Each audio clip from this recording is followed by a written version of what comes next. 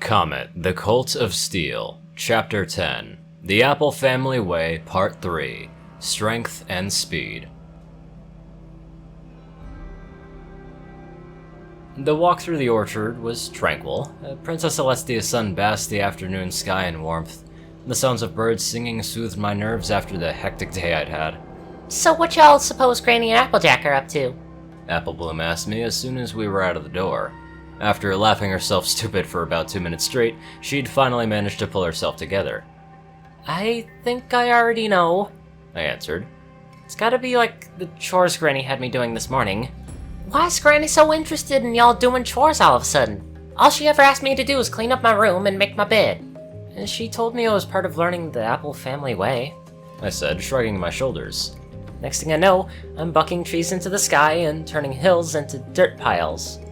I was in no rush to find out. I felt content to close my eyes and let my uncertainties just wash away. I'm still not sure about this, Granny, I heard Applejack say. I know he ain't exactly like the other colts his age, but is all this really necessary? I mean, I didn't start learning how to buck trees till I was 8. Wait a minute. I thought as I opened my eyes and looked around. Sure enough, there wasn't any sign of Applejack around, so I closed my eyes again and listened. Well, Applejack, you also weren't running faster than a speeding arrow or breaking cider barrels with your bare hooves at his age either, Granny replied. Your little brother may not look like it, but we both know he's made of strong stuff. What is it? Applebloom asked. I quickly shushed her. Realization spread across her face. Well, I guess y'all have a point there. Applejack conceded. It's just, I can't help but wonder if this training's really gonna work for him. Y'all are hearing something, aren't ya? Is it AJ and Granny? Yeah, I said, preparing to break into a run. Come on, let's go find them. Using my super hearing like a bat in the darkness, it didn't take us for long to find Granny Smith and Applejack. We found them setting up the athletic field to where the town had often had athletic events. Applejack was placing poles and tying wind chimes to them for some reason, while Granny was busy rolling barrels into a zigzag formation. Since Ponyville regularly scheduled these events weeks in advance, I knew there wasn't any coming up soon.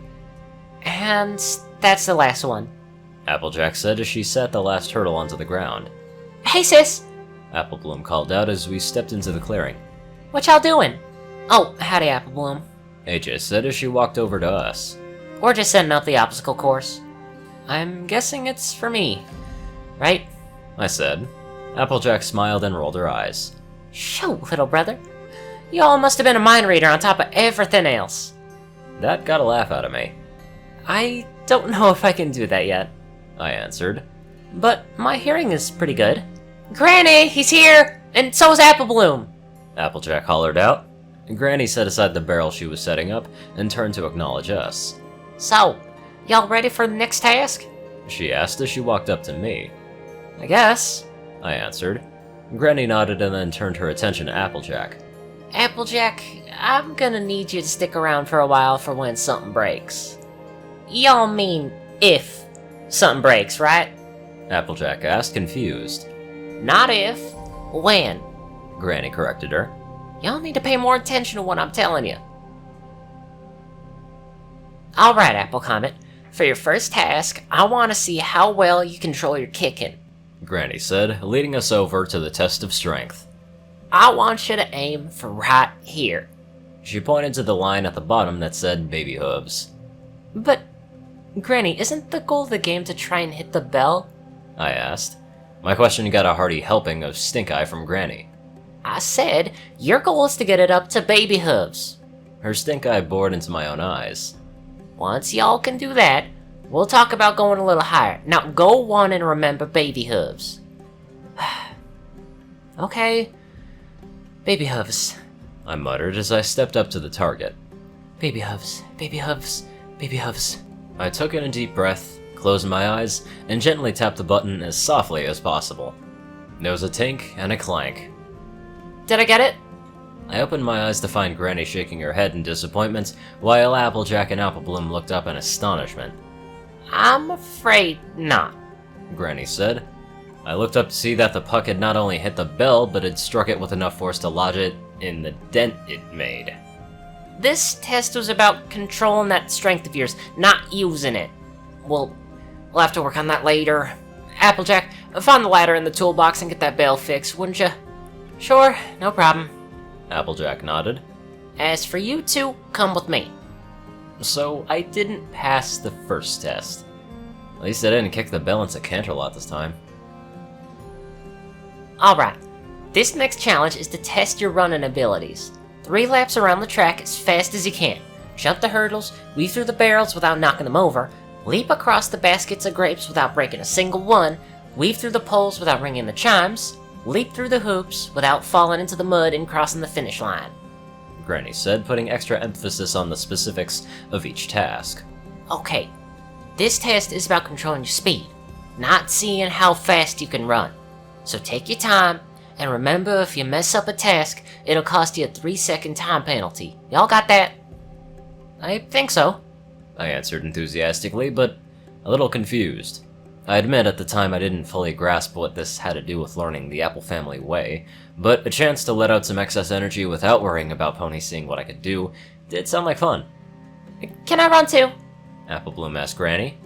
I'm afraid a course like this is a little out of your league, Apple Bloom. Heck, most grown stallions would have trouble completing it. Apple Bloom's eyes sunk. I understand, Granny. She whimpered softly as she turned and began to walk away. Tell you what. Whenever your brother isn't practicing, I'll let you and Applejack come out and run together. How's that sound?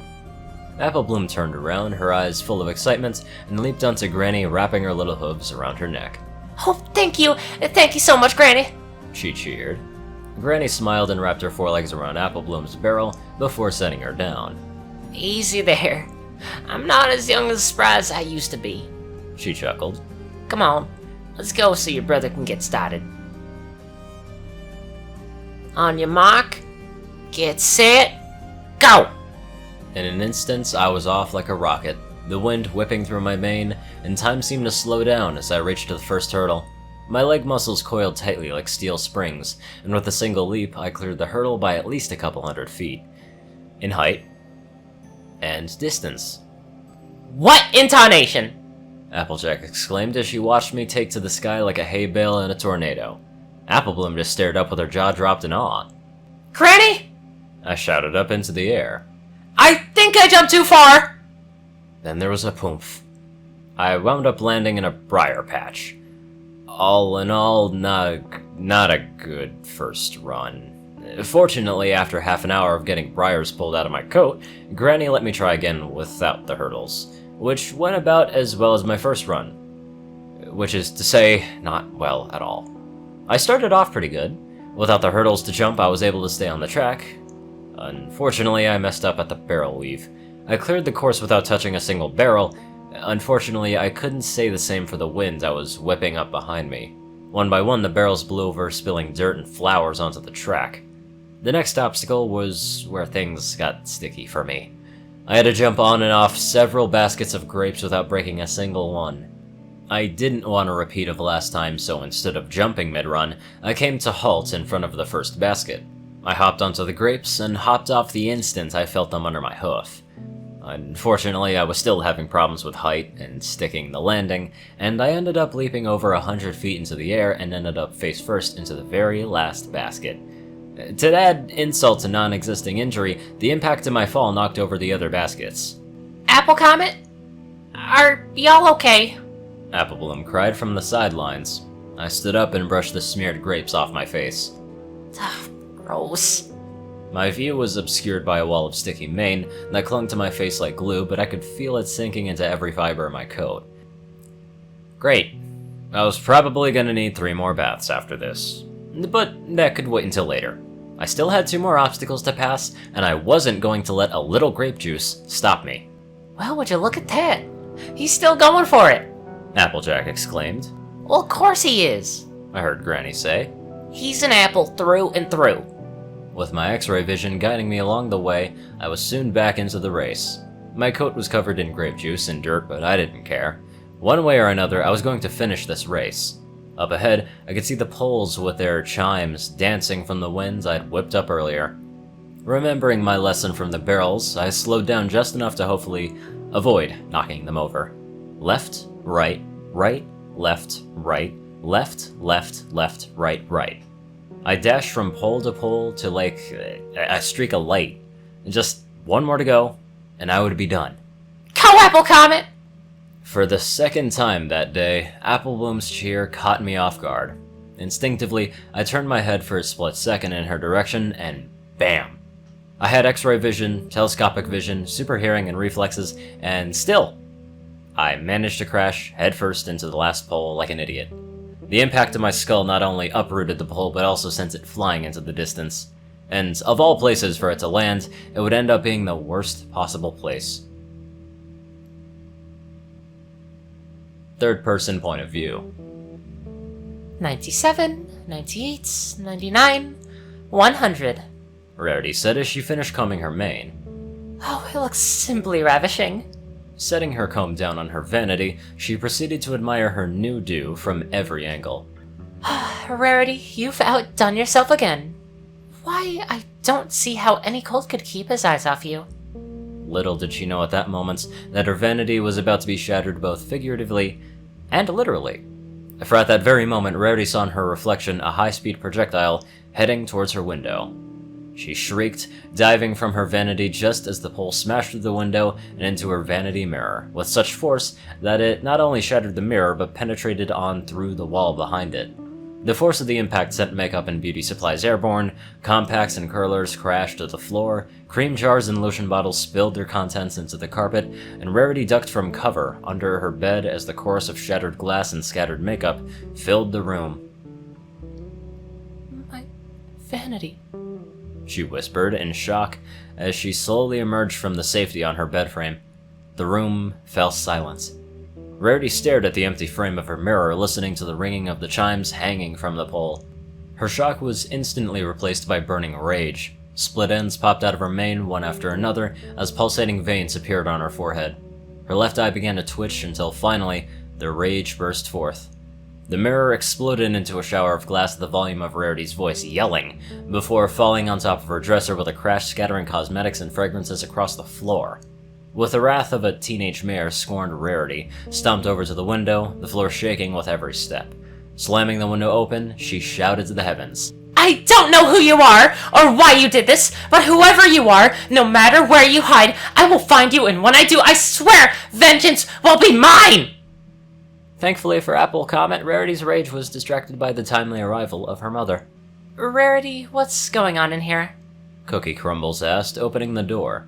I heard screaming and thought, oh, my. Mother! Rarity exclaimed suddenly. I didn't hear you come in. Cookie Crumbles surveyed the devastation of her daughter's room. Rarity, I know you like to think of yourself as an artist, but I think you might be going a little too far with this organized chaos of yours. That vanity cost your father and me quite a bit, although I must admit those wind chimes do add a sense of tranquility to the room. I can explain. It's actually a very funny story. Rarity mumbled nervously. You see, I was in here, seated here at my vanity, doing my usual afternoon beauty treatment. Not that I'm not beautiful all day. I get that from you, after all. When, all of a sudden, out of nowhere, this pole comes flying through my window and crash! She exclaimed, pounding her hooves together. Right into the vanity. After that, I sort of almost lost my composure for just a second. Rarity smiled embarrassingly. You're not hurt, are you, dear? Cookie Crumbles asked, noticing all of the shards of glass scattered over the floor. No, I'm fine, Mother. Just a little shaken is all. I think I'll go lie down for a while. Rarity answered, raising her hoof to her forehead in her usual dramatic way.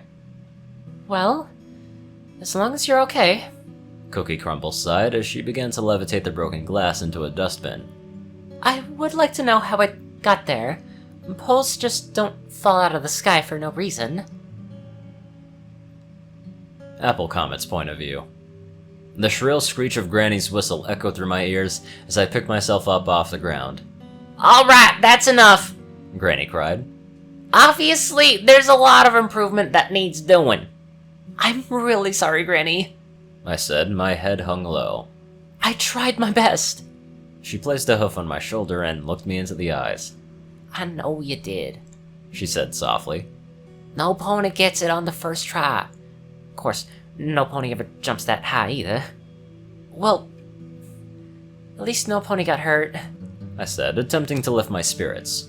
My confidence was instantly shattered by the distant sound of breaking glass and a shriek of terror. I froze in horror, as I realized what was probably responsible for that. My super hearing soon confirmed my worst fears as I picked up the voice of a very upset, very angry, and very vengeful mare. I was faster than a speeding arrow, more powerful than a Timberwolf King, virtually indestructible, and yet in that moment, that instant, I tasted true terror. And though I didn't know it at the time, its name was Rarity. Ugh. Apple Comet, y'all feeling alright? I didn't respond. I just stood there like a statue with an expression of fear spread across my face. Okay, seriously, y'all starting to scare me. Applejack, please allow me. Granny gently nudged her aside and pulled out her trusty triangle. The amount of clings and clangs I heard in my ear were intense. Instantly, I snapped out of my trance. Where is she? Don't let her find me! Whoa, calm down there, little brother. Don't let who find you. Granny, do you have any idea what he's talking about? Granny just shrugged her shoulders. Easy there. Just take a couple of deep breaths and calm down. Applejack's voice seemed to soothe my anxiety. I took in a deep breath and exhaled. That's it, just keep breathing, keep breathing. I took a few more deep breaths for good measure, then looked up at my sister's face. Thank you, I said softly. "'Tweren't nothing," she replied. Now, y'all mind telling us what y'all going on about? It sounded like I broke some pony's window when I hit my head on the pole, and the mare that owned it sounded really upset. To my surprise, none of them seemed shocked at what I said. So, you heard that, huh? Granny said. I nodded and knelt my head. She said she was gonna find me and that vengeance would be hers. I said. I don't know what that means, but it sounded really, really scary. Granny reached down and lifted up my head. It's okay, she whispered. Y'all didn't mean to do it, it was just an accident. No pony's gonna hurt you. Not like any pony really could, but I didn't want to have to repeat, the Teddy incident twice in the same day. It's my fault. Applebloom spoke up. If I hadn't distracted you when I did, you wouldn't have probably hit the pole. Her ears drooped down as she looked me in the eyes. I couldn't stay mad at that face. I forgive you, Bloom, I said, pulling her into a hug. Ow! She suddenly yelped. Watch it, will ya? I immediately released her. Sorry, I guess I forgot my own strength for a second. Just to be safe, I took a quick look over with my x-ray vision. To my relief, she didn't show any broken bones or injuries. Did you recognize the voice? Applejack asked me. No, I didn't. I answered.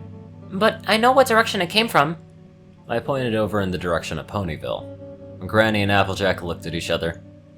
As an honest mare, I don't know how we're gonna explain this to whoever owns that window, Applejack said.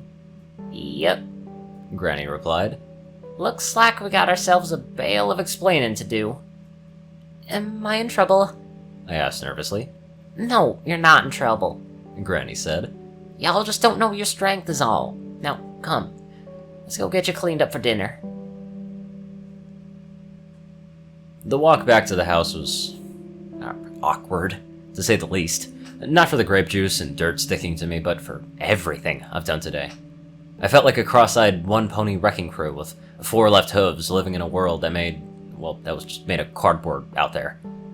That was pretty amazing what y'all did back there, Applebloom said as we reached the top of a hill. I never seen any pony run as fast or jump as high as you. Thanks, I replied. A small smile spread gently across my muzzle. Need to work on my landings, though. Applebloom giggled at that comment. Heck, with jumps like that, we ought to send you to Cloudsdale for Best Young Flowers competition. Applejack chuckled. Applebloom and Granny Smith burst into a fit of laughter, and I'm not ashamed to admit it, but I joined in too. After everything that's happened today, I needed a good laugh. Still, a flying earth pony? Whoever heard of that? Hey, Apple Comet? Applebloom tapped a hoof on my shoulder. I've been wondering what it would be like to have powers like you do. To be honest, I've been thinking about that myself. Applejack said.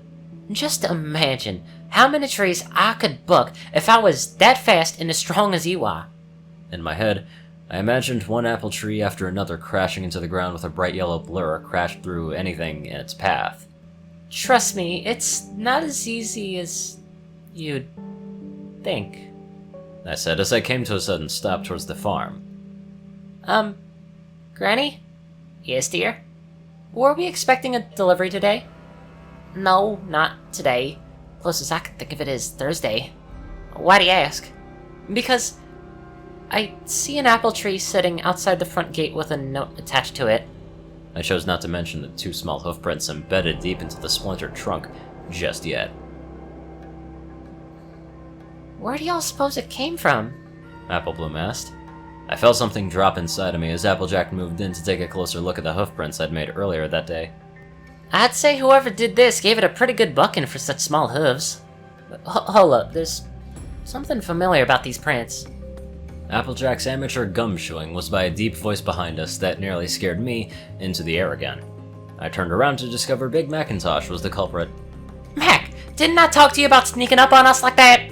Applejack scolded. Y'all nearly scared us half to death. Sorry, Big Mac said, rubbing the back of his neck sheepishly. Mac, did you see who dropped it off? Granny asked. Yep. Well, don't keep us in suspense. Who was it? Big Mac pointed at the parchment tied to the tree's trunk. Granny Smith adjusted her glasses as she examined the seal holding up the parchment. It's the royal seal, all right, she said, carefully removing it. The scroll unfurled, revealing a lengthy letter written in exquisite penmanship. Dear Apple family, this morning I awoke to find this embedded in the roof of my castle. Based on the angle and estimated trajectory, I believe it belongs to you. Thankfully, the damage was minimal, and I'm happy to report no pony was hurt. However, the cause of this phenomenon is still unknown. If any of you know anything about what happens, I ask that you share that information with me as soon as you possibly can. Signed, Princess Celestia. The orchard fell deathly silent. Applejack and Big Mac stood frozen in shock. With a sigh, Granny Smith rolled the scroll back up. Not a word of this gets out, you understand? She said, with a look of determination on her face. Applejack protested. But Granny, this is Princess Celestia we're talking about. We can't lie to her. Yes, Applejack, I understand that. Granny Smith replied, making it clear that her mind was made up. But right now, I need you to understand that I'm doing this for our own good. How is lying to the princesses for our own good? Applejack hissed through her clenched teeth. Because it ain't lying if you don't say anything. Granny shouted. If ponies start finding out about your brother, they're gonna start asking questions we aren't prepared to answer. What does where he came from have to do with this? Applejack said, getting in close with Granny's face. It has everything to do with it.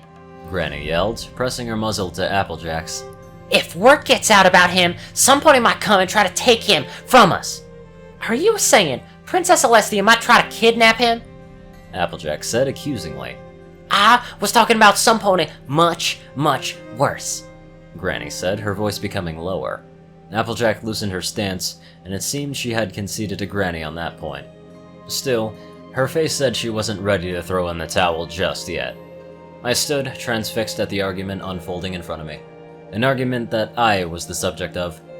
I felt feelings of disgust rise inside of me. Why did they have to fight over me? Was it just some terrible secret that needed to be kept from the rest of the world? Applejack and Granny continued to argue with Applejack, emphasizing not compromising her moral character. Granny hit back with the importance of making sacrifices when it came to family. Big Mac had seen enough, and with a stomp of his hoof, he shouted out. Applejack and Granny Smith fell silent as they both looked at Big Macintosh. The teenage colt's brow was furrowed with frustration. Despite this, he still managed to hold on to his calm temperament. "Look at you both," he said. "You're both acting like stubborn mules." "Well, I never!" came a voice of outrage from across the fence. The entire family turned around to see a mule mare standing in front of the fence with a look of disgust and outrage etched across her face. "Young colt, come here!" she instructed, pointing down to the ground in front of her. Hesitantly, Big Mac did as instructed. I didn't mean to... Big Mac was cut off by a stinging slap across his muzzle. Big Mac winced, bringing his hoof up to his jaw. We mules might seem stubborn to you, but we have feelings too, you know. With a sneer of disgust, she turned and walked off with her head held up straight. Wait, I didn't mean it like that. I just... Oh, shoot. Big Mac said, stomping in the dirt in frustration. Anyway, as I was saying, the two of you are being so stubborn with your own views they haven't stopped to think about how Apple Comet feels about this. Applejack and Granny Smith both turned and looked at me. With a sigh, Applejack reached around to rub her neck. Oh, shucks. Mac's right. Apple Comet, I'm sorry. I guess we got so caught up in what we thought was right that we didn't stop to consider what you wanted. I still don't think it's right keeping secrets from the princess, but I forgot it's not my secret to tell. It's okay, Applejack. I forgive you. I don't think I'm ready to share who I am with anybody else right now. Applejack smiled. I understand, and it's your secret, and y'all don't have to tell any pony you don't want to. I suppose I owe you an apology too, Granny Smith said, rubbing her hoof against her wrist. I guess it's still a little early for me to be telling you to learn the Apple family way, but if you still feel like getting out there and practicing sometime, I'd be more than happy to coach you. Thanks, Granny. I'll remember that the next time I feel like practicing controlling my powers. Now, can we please go inside? I think the script juice is starting to dry. Oh, no you don't. I just scrubbed the floor 2 days ago. In an instant, her tone shifted from apologetic to stern as she pointed towards the barn. Yes, Granny, right away. With my head hung low, I marched off to my second bath of the day. Sometimes I wonder if I'm the only pony in Equestria with this kind of luck. Oh, who am I kidding? Who else in Equestria could cause as many freak accidents in one day as I can? Third person point of view. Twilight Sparkle turned and sneezed at just the right second to avoid getting any on the book she was reading. Reaching over with her magic, the young mare pulled a tissue out and proceeded to wipe her nose. Satisfied, she tossed it into a nearby basket. Huh. Weird, she said before returning to her book. Chapter 11. A Visitor from Canterlot. My name is Apple Comet. I am 10 years old and I live in Ponyville with my grandmother, my older siblings, Big Macintosh, and Applejack, and my little sister Applebloom. I like studying astronomy and astrology and reading about stars and planets. At first glance, I probably seem like I'm just a normal 10-year-old Earth colt. But looks can be deceiving. I'm actually an extraterrestrial from the planet Colton. I'm serious. My birth mother and father put me in a rocket ship and sent me to Equus when I was just a foal to escape the destruction of Colton. My ship crashed at Sweet Apple Acres, where I was found by Ma and Pa. Even though they already had 2 children and a third on the way, they took me in and raised me as if I was their own. They both passed on since then, and now it's just me, Granny, Mac, Applejack, and Applebloom. But it gets even crazier because I'm a Coltonian, and my body absorbs mana from Equus' sun. What does this mean, you ask? It means I'm faster than a bolt of lightning, more powerful than a Timberwolf King, and I can leap tall buildings in a single bound. I can see through walls, and over vast distances hear sounds that are miles away. I can exhale with the force of a hurricane or even freeze things solid. I can fire solar mana from my eyes and even fly. Okay, that last one might be a bit of a stretch. During a jump 2 years ago, I discovered I could telekinetically alter my monodirectional gravity field. My only problem was controlling it so that I didn't crash into something, which, needless to say, I had a bit of trouble doing. Thankfully, I'm impervious to injury, however, the same couldn't be said from the outhouse I crashed into. Since then, I've decided to leave the flying to the Pegasi. Now, at this point, you've probably wondered if you really can do all these things, then why aren't you the most famous colt in all of Equestria? Well, the answer is simple. Outside of my immediate family, no pony knows I'm an alien, and I plan to keep it that way. Apple Comet! Speaking of which, turning around I saw my big sister Applejack standing in the bathroom doorway. Y'all still aren't ready? The rest of the family will be here any minute. I'm almost done, I said. Just having trouble with this one bang that won't uncurl. Y'all been having trouble with that one kiss curl since y'all had hair. She chuckled. Leave it. Looks cute on you. I sigh and set my comb down in defeat. Someday I'll win, I muttered to my reflection as I stepped down from the bathroom stool. It was a very important day in Ponyville, the Summer Sun Celebration. Every year, all of Equestria celebrates how Princess Celestia banished Nightmare Moon with the elements of harmony 1,000 years ago, and saved the kingdom from eternal night. This year, the celebration was being held in Ponyville, and Sweet Apple Acres had been tasked with catering the event. Members of the Apple family from Appaloosa, Dodge City, and even Aunt and Uncle Orange from Manhattan had come to Sweet Apple Acres to pitch in.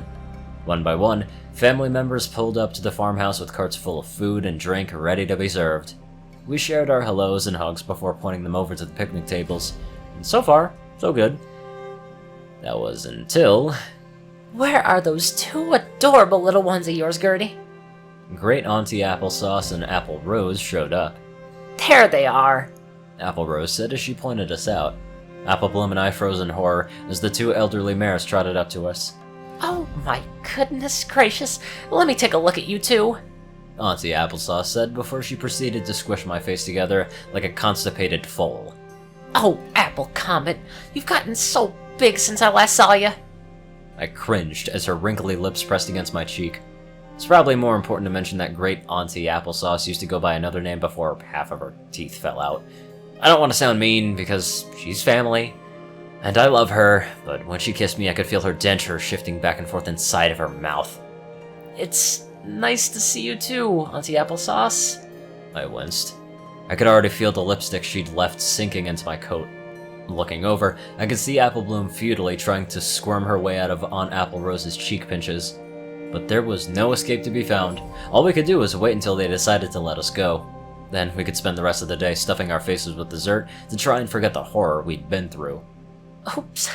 Sorry about that, dear, she said, noticing the lipstick mark she left on my cheek. Let me get that for you. To my horror, she proceeded to lick her hoof and rub it into my chin. I shuddered as the smell of dentures wafted through my nostrils. There we go, she said, making sure to pinch my cheek for good measure. Thanks, Auntie Applesauce, I said in a nice tone as I could. I thought it was finally over, and I was wrong. Let me see this handsome young colt, Aunt Apple Rose said, pinching Apple Bloom's cheek one more time for good measure before turning her full attention over to me. My mouth stretched into a nervous smile as the realization that I was next began to sink in. My, oh my, y'all seem to get more and more handsome each time I see ya, she said, pinching both cheeks tightly in her hooves. Thanks, Aunt Apple Rose. Of course, since she was stretching my cheeks out, it came out sounding more like I said, "Tanks Aunt Apple Woes." This, of course, elicited a coo of awe from all three mares, and thankfully at that moment Granny decided to step in and put a stop to the torture. Well, now that you gals are all here, I was thinking that we could have some tea and catch up.